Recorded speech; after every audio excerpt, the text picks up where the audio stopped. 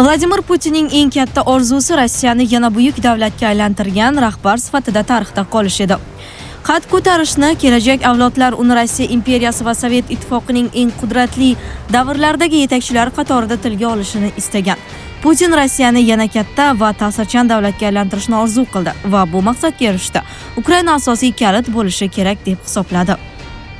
Biroq voqealar u kutgandek rivojlanmadi. Natijada Rossiya kengayish o'rniga yangi muammolarga duch keldi.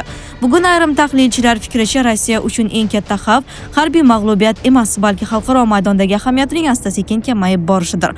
Bu jarayon esa ko'p jihatdan Putinning cheklanmagan geosiyosiy ambitsiyalari bilan bog'lanmoqda. Putinning dunyoqarashi asosida shaxsiy nufuz va davlat nufuzi o'rtasidagi bog'liqlik yotadi. U o'zini Rossiya davlatining timsoli sifatida ko'radi. Shu sababli boshqa davlatlarning Rossiyaga munosabatini ko'p hollarda shaxsan o'ziga bo'lgan munosabat sifatida qabul qiladi. Ukrainadagi urushni tushunish uchun aynan shu omil muhim ahamiyatga ega. Ko'plab kuzatuvchilarning fikricha, maxsus harbiy operatsiya deb atalgan harakatning asosiy maqsadlaridan biri Putin nomini tarixga buyuk rahbar sifatida muhrlash bo'lgan. Kreml hisob-kitoblariga ko'ra Ukraina ustidan g'alaba Rossiyaning qudratini namoyon qilishi, Putin esa tarixdagi eng mashhur rus yetakchilari qatoriga qo'shilishi kerak edi. Bu qarash ortida yana bir omil bor. Putin yillar davomida G'arb Rossiyani va uning o'zini yetarli darajada hurmat qilmayotganiga ishonib kelgan. Shuning uchun ham Ukrainaga bostirib kirish vaqtida NATOning kengayishini asosiy sabablardan biri sifatida ko'rsatgan. Biroq ayrim ekspertlar ta'kidlashicha, masala NATOning Rossiyaga hujum qilish xavfida emas. Putin NATO Rossiya bilan urush boshlashiga ishonmagan. Uning asosiy xavotiri boshqa edi. Agar NATO kengayishda davom etsa, G'arbning ta'sir doirasi kattalashar, Rossiyaning ta'sir maydoni esa qisqarardi. Putinning fikricha bu jarayon uning prezidentlik davri bilan bog'lanib qolishi mumkin edi. Shuning uchun ham u bunday vaziyatga yo'l qo'ymaslikka harakat qildi. Putin o'zini 100 yildan keyin ham eslashlarini xohlaydigan rahbar sifatida ko'radi. U kelajak avlodlar uni Rossiyani imperiya yoki Sovet ittifoqi davridagi qudratiga qaytargan shaxs sifatida eslashini istagan. Ukrainaga qarshi urush aynan shu tarixiy merosni yaratish yo'lidagi birinchi qadam bo'lishi kerak edi. Ammo voqealar boshqacha tus oldi. Ayrim tahlilchilar fikricha, urush Putin kutgan shon-sharafni olib kelish o'rniga Rossiya uchun yangi muammolar manbaiga aylandi. Bu urush Rossiya imkoniyatlariga zarba berdi, Ukrainaning harbiy va texnologik salohiyatini oshirdi hamda kelajakda Putinning tarixda qanday esda qolish haqidagi tasavvurlarni o'zgartirib yubordi. Endi e'tiborni Ukrainaga qaratsak, aynan shu davlat Kreml rejasining markazida turgan edi. Putinning hisob-kitoblariga ko'ra, Ukraina mag'lub etilsa, Rossiya, AQSh va Xitoy bilan bir qatorda turgan 3 ta asosiy global kuchdan biri sifatida yana mustahkamlanishi mumkin edi. Avval Ukraina ustidan nazorat o'rnatish, keyin esa NATO bilan chegaradosh bo'lgan ulkan hudud va trillionlab dollarga baholanuvchi mineral resurslarga ega bo'lish rejalashtirilgan edi. Shuningdek, bu vaqtlar Sovet ittifoqi ta'sir doirasida bo'lgan boshqa hududlarga nisbatan ham geosiyosiy bosim kuchayishi mumkin deb hisoblangan. Biroq amalda butunlay boshqa manzara shakllandi. Kreml tezkor g'alaba kutgan bir vaqtda Ukraina xalqaro miqyosda kutilmagan darajada kuchayib bordi. Bugungi Ukrainaga nazar tashlasak, bu o'zgarishlarni yaqqol ko'rish mumkin. Ayrim xalqaro tahlil markazlari fikricha, urush Rossiyaning haqiqiy imkoniyatlarini ham namoyon qildi. Shu bilan bir vaqtda Ukraina harbiy, texnologik va diplomatik jihatdan ancha kuchli davlatga aylanish jarayonini boshdan kechirmoqda. 4 yildan ortiq davom etayotgan janglarga qaramay, front chizig'ida keskin o'zgarishlar kuzatilmadi. Bu esa dastlabki rejalarga erishish qanchalik murakkab ekanini ko'rsatadi. Bundan tashqari, Ukraina dron texnologiyalari orqali yangi xalqaro nufuzga ega bo'ldi. Bugun u nafaqat o'z hududini himoya qilayotgan davlat, balki harbiy texnologiyalar sohasida tajriba taklif qila oladigan muhim hamkor sifatida ko'rilmoqda. Yevropaning turli mamlakatlari bilan hamkorlik kengayib bormoqda. Ukraina NATO a'zosi bo'lmasa ham, alyans tizimi bilan har qachongidan ham yaqinroq ishlay boshladi. Bu esa Moskva zaiflashtirishni istagan tuzilmaning aksincha yanada mustahkamlanishiga xizmat qilmoqda. Yana bir muhim jihat shundaki, Ukraina yaqin sharq davlatlari bilan ham faol aloqalarni yo'lga qo'ymoqda. Saudiya Arabistoni, Qatar va Birlashgan Arab Amirliklari bilan tuzilayotgan uzoq muddatli kelishuvlar iqtisodiy va strategik ahamiyatga ega deb baholanmoqda. Ko'plab kuzatuvchilarning fikricha, bu hamkorliklarning muhim qismi Ukraina urush davomida yaratgan dron texnologiyalari va harbiy innovatsiyalar bilan bog'liq. Natijada bir vaqtlar muqarrar g'alaba sifatida ko'rilgan ssenariy avval cho'zilib ketgan murakkab mojaroga, keyin esa Ukraina imkoniyatlarini kengaytirib, Rossiyaning geosiyosiy pozitsiyalarini zaiflashtirgan uzoq urushga aylandi. Atlantik kengashi tahlillariga ko'ra, Ukraina armiyasi bugun shunday darajaga yetdiki, ayrim qo'shma mashg'ulotlarda uning harbiylari hatto NATO davlatlari askarlaridan ham yaxshiroq natija ko'rsatmoqda. Ukraina endi Putin urush boshlagan paytdagi xavfsizlik muammosi sifatida emas, balki xalqaro xavfsizlikka hissa qo'shayotgan muhim hamkor sifatida ko'rilmoqda. Yana bir muhim jihat shundaki, Ukraina Rossiyaga qarshi samarali kurashish uchun zarur bo'lgan ko'plab harbiy texnologiyalar sohasida yetakchilardan biriga aylanib bormoqda. Bu esa Putin tasavvur qilgan buyuk Rossiya g'oyasi uchun jiddiy zarba hisoblanadi. Chunki bir vaqtlar Moskva nazoratiga o'tishi kerak deb qaralgan davlat bugun aksincha Rossiyani qanday to'xtatish mumkinligini ko'rsatib berayotgan namunaga aylandi. Putin Rossiyani yana global geosiyosatning markaziga olib chiqishi kerak bo'lgan rahbar sifatida tarixga kirishni istagan edi. Ammo amalda yuz bergan voqealar butunlay boshqacha manzarani namoyon qildi. Rossiya armiyasi haqida yillar davomida yaratilgan qudratli obraz jiddiy savollar ostida qoldi. Shu bilan bir vaqtda Rossiyaning xalqaro ta'sir doirasi ham sezilarli darajada qisqarib bormoqda. Bu jarayon faqat Ukraina bilan cheklanib qolmayapti. Urush boshlanganidan keyin Rossiyaning an'anaviy ta'sir hududlarida ham muhim o'zgarishlar kuzatila boshlandi. Janubiy Kavkaz bunga yaqqol misol hisoblanadi. Bir vaqtlar Rossiya bu mintaqada hal qiluvchi ta'sirga ega edi.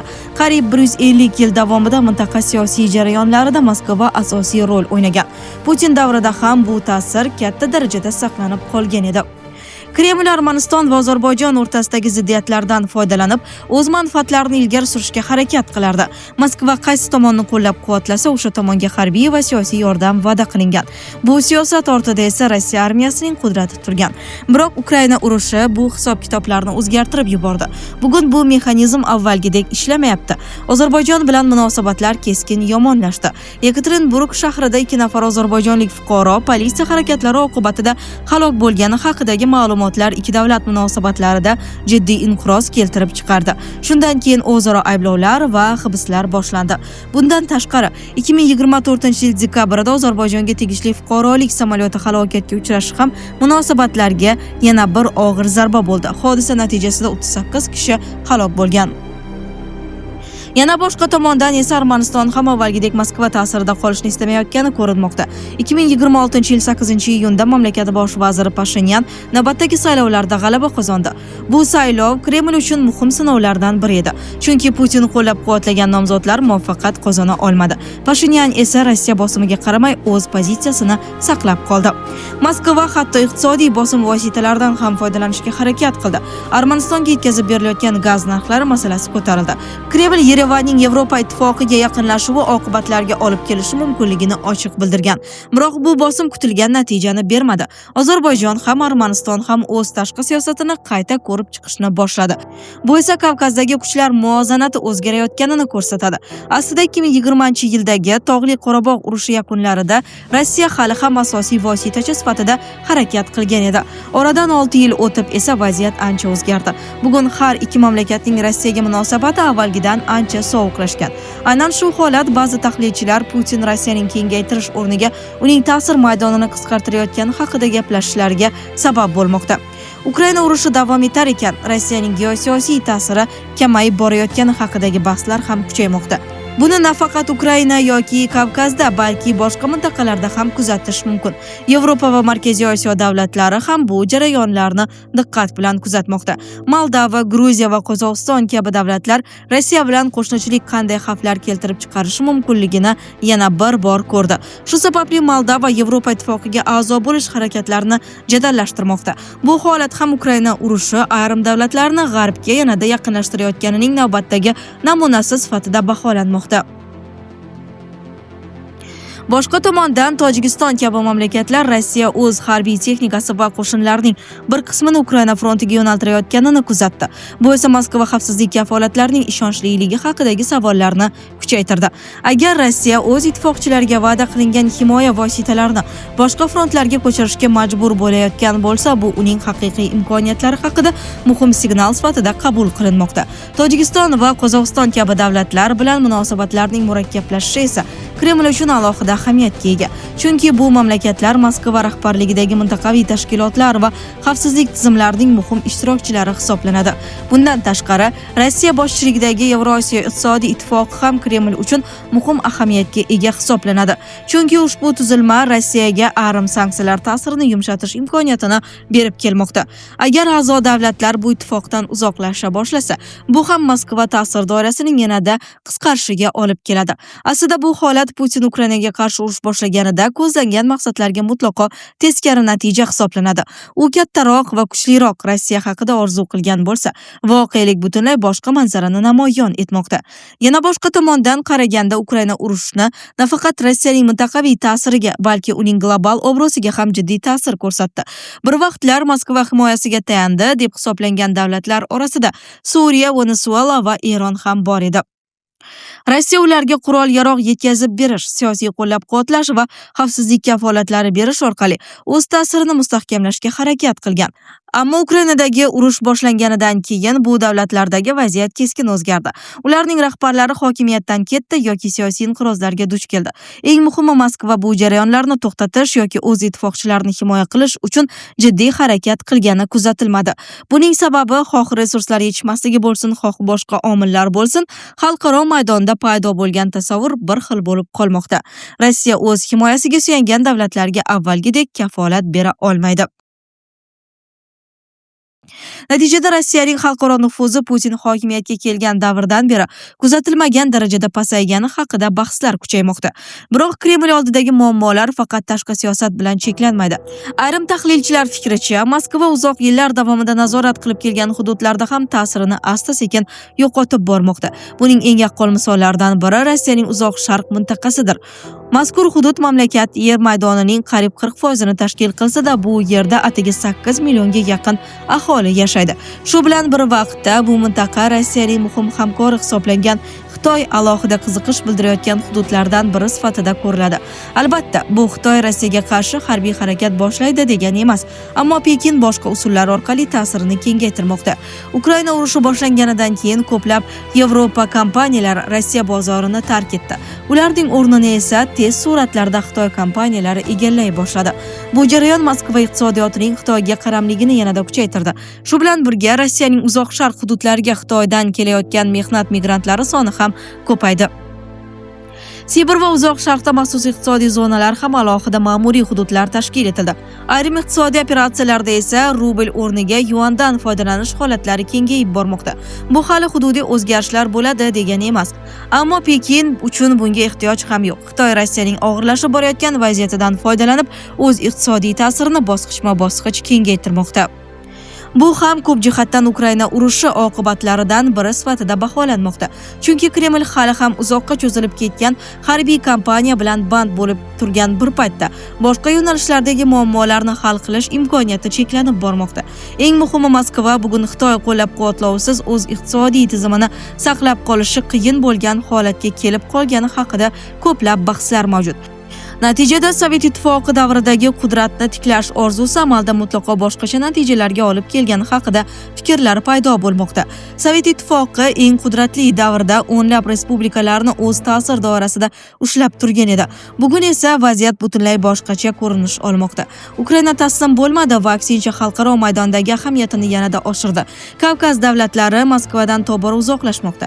Yevropa va Markaziy Osiyoda ham shunga o'xshash jarayonlar kuzatildi.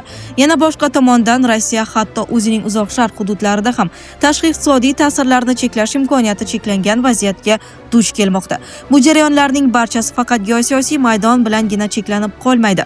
Ukraina urushi oddiy rossiyaliklar hayotiga ham sezilarli ta'sir ko'rsatadi. Ayrim tahlilchilar qayd etishicha, so'nggi yillarda aholining turmush darajasi, iqtisodiy barqarorlik va ijtimoiy kafolatlar bilan bog'liq muammolar ham ko'payib bormoqda. Kreml rasmiylari yangi pensiya tizimida davlat mablag'lari o'rnini biznes uchun beriladigan soliq imtiyozlari bosishi mumkinligini ta'kidladi. Ammo bu rejalarni amalga oshirish oson emas. Chunki 2026-yilning dastlabki 3 oyidayoq Rossiyada 200 mingdan ortiq kichik va o'rta biznes subyektlari faoliyatini to'xtatgani haqida ma'lumotlar paydo bo'ldi. Shu bilan birga Kreml uchun asosiy umidlardan biri hozir Donbassdagi harbiy vaziyat bilan bog'lanmoqda. Moskva yil oxirigacha ushbu hududda muhim natijaga erishishga harakat qilayotgani haqida turli baholar mavjud. Chunki ayrim kuzatuvchilar fikricha, agar Rossiya Donbassning katta qismini o'z nazoratiga olishga muvaffaq bo'lsa, Kreml buni siyosiy va harbiy yutuq sifatida taqdim etishga harakat qilishi mumkin. Bu holat muzokaralar jarayonida ham Moskva pozitsiyasini mustahkamlash uchun ishlatilishi ehtimoldan xoli emas. Biroq boshqa tahlilchilar bunday ssenariy amalga oshishi oson emasligini ta'kidlamoqda. Ularga ko'ra, frontdagi vaziyat hali ham murakkab bo'lib qolmoqda va har ikki tomon uchun katta resurs talab qiladi.